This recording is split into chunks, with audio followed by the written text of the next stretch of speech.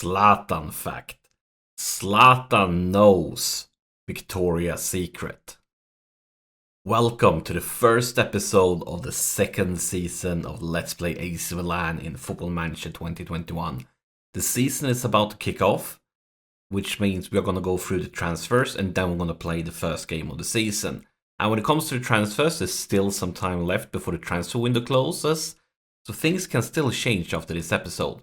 But let's start with the lads that have left us. And of course, I only focus on the guys that you've been featured in this series that you've been seeing. First up, we have Rade Krunjic. And he has left for Wolves, and we got 16 mil out of it. And the reason for me selling him is basically I got a replacement in the same position. And yeah, that's more or less what it is. The second lad that's left us is Duarte, and he went to Man United for 32.5 mil. I didn't plan on selling him, but I just felt that the offer was too good to refuse considering his ability. Like, he's good, but he's not fantastic. And he reached an age where he won't develop much further. I felt like it was a good deal, 32.5 mil for Duarte. These are the only two guys from our main roster that have left us this far. Now with the new signings. And first off, we have a name you all know about, Sandro Tonali. We had him on loan during the first season, and we had that Clausol of 15 mil. So we got Tonali for 15 mil. I mean, too good to pass up on. He's fantastic, and hopefully he could still develop even further. Then I got a bunch of free signings. I'm going to go through them very, very quickly. Most of them will probably not be featured during this season. They will be loaned out. But let's quickly take a look. We got Gennaro. I mean, I feel like this is a lad that looks really good already. But we don't have room for him. I'm going to try to loan him out. And then we'll have to see if we're going to fight for the first team next season. Or we're just going to sell him on. I feel like it's a player we easily could make like 10 mil from.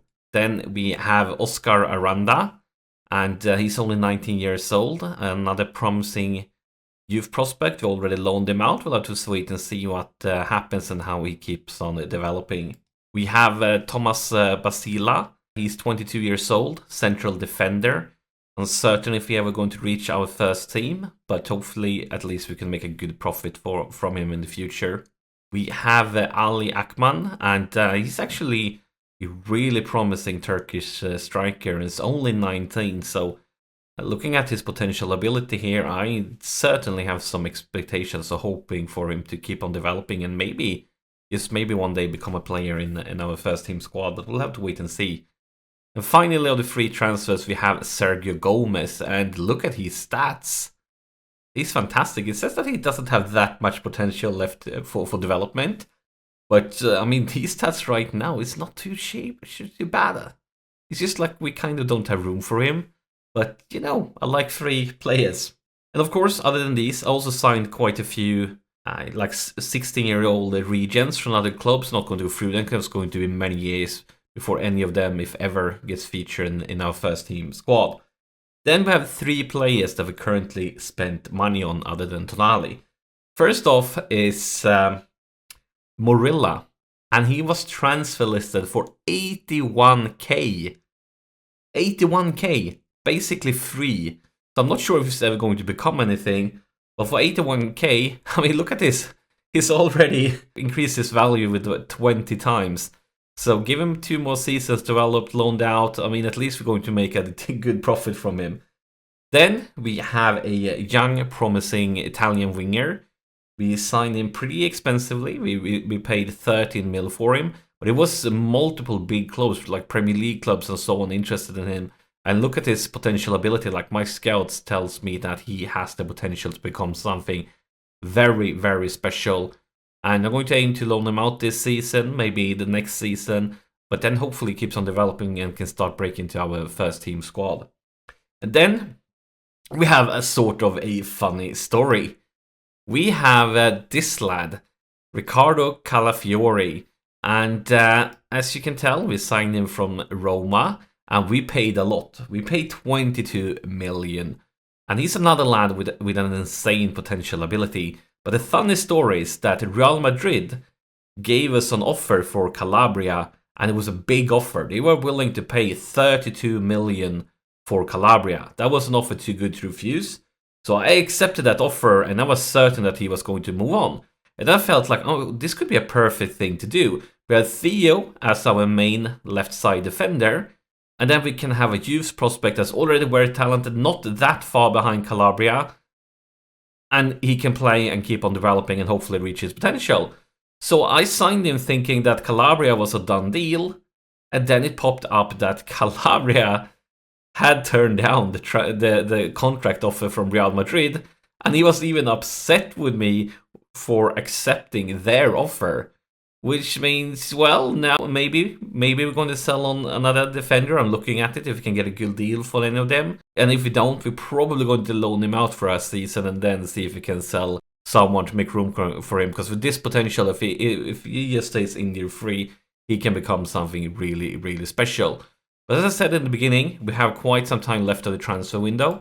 And if you take a look at the finances, we are doing pretty fine right now. We have sold for more than we have signed, which means, yeah, expect that there is a big chance for somebody moving on or somebody joining before the transfer window closes at the end of August. But now it's time for the first game of the season. And we had a very short preseason, by the way, because a lot of, I think 2 or 3 games got cancelled. So we only played 3 games, which is not great. We are lacking some fitness. But today we start off at home versus Torino. And hopefully we can get off to a good start. And there are a few teams that already started. If we check back here, we can tell that Inter managed to beat Roma and Juve managed to beat Cagliari of the big dogs. But this is where we want to start, and nothing special with it. So let's roll. And we see the Torino lineup, and hopefully this could give us the start of the season that we want. And it's a yellow card ASAP there. I'm going to see a throw-in. Oh, not throw-in, but a free kick from Jedwai for Kessier. Kessier in the middle for Rebic, and Rebic was an insane goal scorer last season. As you know, he was our top goal scorer. That could have been a great start for him, but it wasn't meant to be. And we have a goal kick for Torino. No trouble at all for Theo.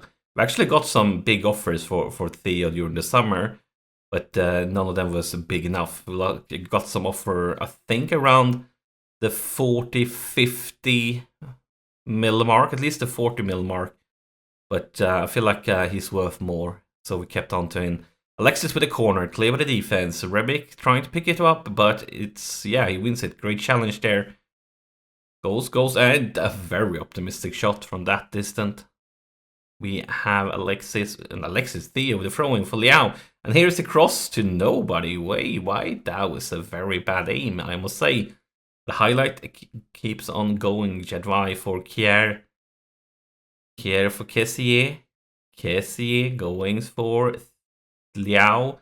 Liao to nobody. I think he tried to reach Theo, but was a loss of possession. That should be no trouble for Romagnoli, for Theo, for Romagnoli. Going for Ibrahimovic, Rebic, Ibrahimovic, and that was actually hitting the woodwork. And we had Theo with a free kick, Benacer, Liao, Benacer, all the way back for Donnarumma. Romagnoli, Kier, passing it around here in the defensive line, Jedwai, Alexis, back to Jedwai, Alexis. They are linking up here. Oh, a nice cross-changing flank here. Liao loses possession, but Theo wins it back into the box.